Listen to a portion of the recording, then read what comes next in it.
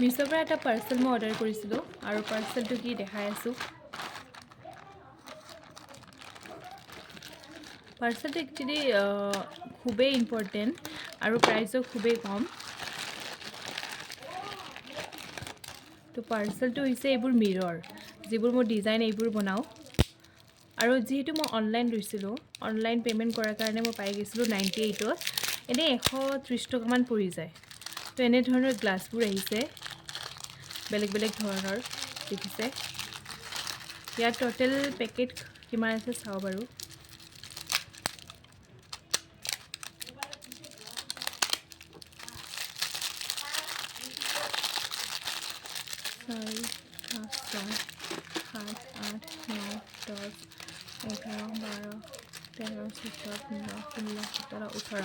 ওঠৰ packet glass আহিছে আৰু তাৰ লগত ফ্ৰী দিছে এইটো গ্লু।